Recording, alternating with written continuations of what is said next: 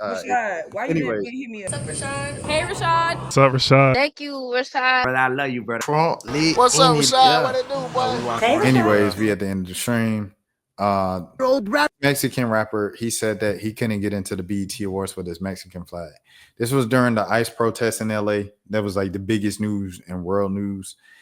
Dolce won the award, the first award of the night, I think televised, and she called out Donald Trump directly and spoke about ICE. It was an uncomfortable silence in there, and then it was just kind of eventual claps. My thing before I even play this video is I am so tired of performative like culture, quote unquote. Don't say you for the culture. Don't say you for the black people when we overcame and we did this and a lot of feel good BS. And then when it comes down to talk about the real stuff, we ghost or we can't talk about it or we scared to talk about it because sponsors and number and money gonna go away. If we for the culture, we fully for the culture. It's no we for the culture until it could impact our wallets. That ain't the culture. You ain't really for the culture then. You just for yourself when it's convenient. Might have to run that back. If you're for the culture until it impacts your wallets or your life, you might not actually be for the culture. You might just be for yourself. So I'll say that first. We'll play this. Rapper OC Chris says he was kicked out of the BET Awards for repping the Mexican flag. He spoke on it live on K104, the radio station in Dallas, with OC Chris stating that he was trying to enter the BET Awards with his Mexican flag, but was denied access. They told him he couldn't bring his flag in, so OC Chris tried to put it in his pocket, but they still did not let him inside. Let's take a listen on what the rapper said and what they made him do in order to enter the BET Awards. I have the Mexican flag over my shirt like this. He talking about you can't come in with that flag. I'm just wearing it like a cape or something. Yeah. Like that. I'm trying to rap. I'm going to BET Awards with the Mexican flag. Talking about you need to throw it away or you can't come in here. I walk outside, put it in my pocket, and then I walk inside. He had like 2 security guards come up to me. You can't come in here. You have to take it out your pocket. And they made me throw it in the trash. Now, many people are having mixed emotions after BET allegedly made OC Chris throw away his Mexican flag in order to get in. Others are saying OC Chris should have left, but let me know your thoughts down below. This for the Foods, keeping you up to date with all the trending rap and news. Yeah, that's how I feel about the situation, bro. It's like if you run away from controversy for the sake of kind of corporate interests and everything like that, and partnerships and endorsements and promotions, I don't think you're really for the culture. I think you're for swag surfing. You might not be for the culture. You might be for swag surfing. You might not be for the culture. You might be for comfortable jokes about fellow rich people, Kurt Franklin jokes. You might not actually be for the culture. You might just be all about respectability, politics, and anything that's going to keep massa happy. Oh, we talking for real, for real. Last thing I want to look up is Dwann B. Someone told me to look at Dwann B because Dwann B's channel breaks down the history of Black American music. They was like, check this out because he break it down. Frat boys of misinformation. Why do DL Hughley and Ricky Smiley keep lying to Black America? Live ice race in Los Angeles, real-time coverage and the community response. Oh, this channel looks interesting, bro. I ain't gonna lie. That look like some interesting stuff, bro. I subscribe. Someone they told me about Anton Daniels, bro. Anton Daniels. So I subbed to him or whatever because they just shouted him out. I was like, okay, I'll check him out. Bruh, like my whole recommended because he uploads so much is just Anton Daniels. So probably some people feel like that with me. But like it's just Anton Daniels. And like he mostly does like black people, y'all suck. Do this instead. Me personally, I'm not a fan of anybody behind a podcast mic that's just like black people. You know what y'all problem is? Y'all too lazy. Because you sitting down behind a podcast mic, bro. Like, what are you doing? Like literally what are you doing calling someone lazy, dog? I don't know. Sly Stone, the unsung hero who shaped funk, hip hop, and more. Yo, this dude, the architect of black music through the mainstream. Wow, just off top, that was such an ingenious idea. Let me hire the guy that you already like, so that you've already gotten through 90% of the muck when they come back to them with an album. That's I see why. Oh, you talking me about him? My bad, SSB. Nah. Who you talking about? Who you talking about? You talking about Anton Daniels? You talking about Anton Daniels, or you talking about Dwann B? Because I subbed to Anton Daniels, and my whole feed is now Anton Daniels. Like, hold on, I'm gonna go to my homepage right now. Let's see what's on the homepage. Okay, so you got Kai Cenat with the Ball Brothers, right? You got Travis Scott. Shout out Splash Squad. Shout out Caitlin doing her thing. We got some WNBA, Reggie, Kayla Charles, because I just subscribed to Kayla Charles, Layla, and Tony Snow, of course. Home team, folks. If you know, you know. Friends of the channel. If you know, you know. Uncovered videos. Kaylin Clark. This from Mick Talks Hoops. All he does is just Kaylin Clark videos. Duke Dennis giving a story time about being arrested. Oh, that's interesting. I'll probably watch that afterwards. More hip hop, basketball. This wasn't a good refresh, but it's usually just Anton Daniels. I'll be like, gosh, Lee, like half the thing is Anton Daniels, bro. Shouts out to Geneva. Yeah, but it's like Anton Daniels. This is the first time, I'm not gonna lie to you, in probably a week where my whole thing wasn't Anton Daniels.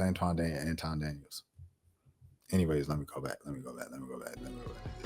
Wow, that so you just off top. Anton, oh yeah, bro. Yeah, he crazy. I can watch that guy and here and there, but I was only watching that guy because of LA riots. Oh, okay, all right, yeah. My whole feed is now Anton Daniels now. I did not know that was SSB. Cause dang, that's how you came on the stream, bro. I remember that because you said after that, right? I was in LA at the time, and you was like, "Yeah, I just came upon you randomly because of the LA riots." That guy know how to hit our nerve and the insecurities of people. It's just like I just don't like black guys that get behind a podcast mic and say, "You know what's wrong with you Negroes? Y'all Negroes," and it's like, bro. Who made you the president of Black Labor? Like, made you the president of the Black Labor Department? Like, this is crazy. I don't know. I just don't like that stuff. You that was such an ingenious idea. Let me hire the guy that you already like, so that you've already gotten through 90% of the muck when they come back to them with an album. That's I see why they hired you. So. You're now at CBS working under Clive Davis, and you're out of Chicago. I know the Chicago record industry in the 60s was just insane. Everything was, there's so much being recorded in Chicago at that time. Talk to us now about now you're at CBS and you're starting to see now are they brought in the Black record division. How did that work out when it came to you? Did you see anything between you and just say Motown or Philadelphia International just now coming around? Were those your competition, those type Black record labels, or is CBS still going up against Capitol and those other big boys? What was going on with the Black divisions during this time? Well, the other labels, Motown, Festival, really was not my concern because I know they did not have the power, the strength, or the finances, the kinds of budget I had to work with there at CBS. RCA had a couple of Black acts, but not anything significant. But now I have this army, this team, and this is very, very strong. I mean, this is unheard of. Most companies, let's take RCA for instance, they would have 2 Black men to work the entire country, one for the East Coast, one for the West Coast, and that was it. And the other labels, similar kind of a strategy, and some of them didn't have it at all. They just hired them as needed. But now here I have a full-time staff committed to the company full-time. So now it's just a matter of coming with the product. And that was the next thing we started working on. And that was most unusual because most companies, they would get the product out there first, and then once the demand is there, they will add the staff as needed. But with me, I had the staff in place. The army is ready to go. All we need now is the product. And that's basically the way that it was set up.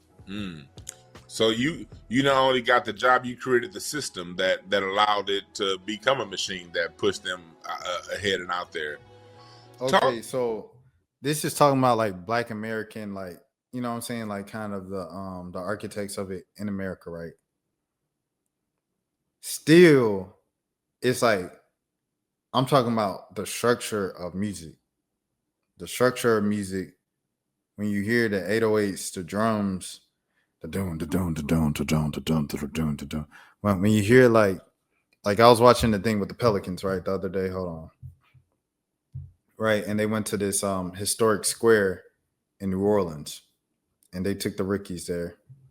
And they got Pelicans. Pelicans. There you go. Where we at? New Orleans Pelicans. There you go. Thank you, CJ. And then some availabilities. This rebuild. Where they take the kids. Where they took the kids around for a day.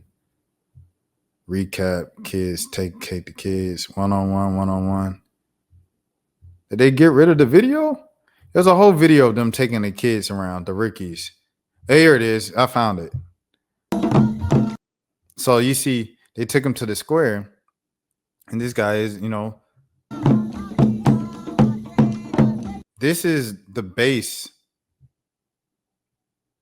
in my opinion, of Black music. The rhythm, the dance, it comes from these drums. Where do these drums come from? So I don't know, bro. Like, you could talk about the structure and the history of Black American music and everything like that. Where did that come from, bro? Came from Africa, bro. Like, I don't know. I stand on that. I stand on it. Even after seeing this, even after seeing, you know what I'm saying, the clip of that you told me to watch, sir, I still stand on what I said. Like, yeah, I think it comes from Africa, bro. It just because, like, I went to like African summer camps where we was doing this, you know what I'm saying? Like, we were doing all this type of African history type of stuff. And like the drums, but you hear those drums, the influence and the bass of that, and like just the bass lines. Our dancing music, like in New Orleans, like we got like bounce music. Like you hear that in Atlanta, the bounce of the 90s Atlanta Freaknik style music. And now the 808s of the trap and everything like that. Like, it's at the baseline of everything, bro. It drums and stuff like that, man.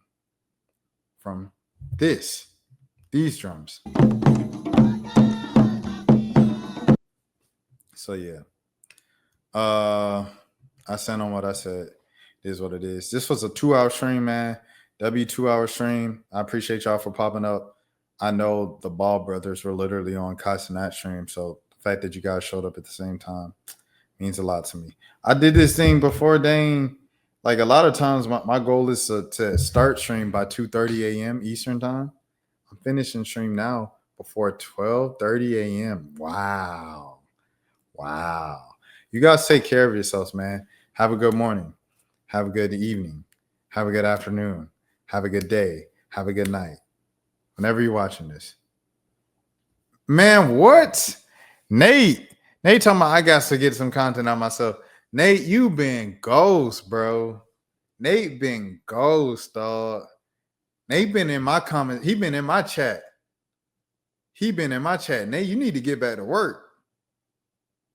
Nate. It's time, brother. But yeah, I appreciate it. Great stream. If nobody else told you guys today, I care for you. My name is Rashad Milligan. This is the road to 10K subs. I will be live again tomorrow on this channel. Same place. He's a video a week ago. Yeah, for sure.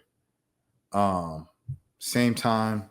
Well, no. I can't say same time. I don't know when I'm going to go live. But I'm going to be going live at some point tomorrow. Why? Because I'm live each and every single day on this channel. Until next time, please take care of yourselves. Nate, thank you. SSB, thank you. Even my boy Shanks, the Indiana fan, who said that, the black girls didn't face black girl and black boy racism. Even thanks to you, Shanks. Y'all made it a great stream. I'll see y'all tomorrow. All right. Peace. Rashad, why you Anyway. didn't hit me up? Hey, Rashad. What's up, Rashad? Thank you, Rashad. Brother, I love you, brother. What's up, Rashad? What it do, boy? Hey, Rashad.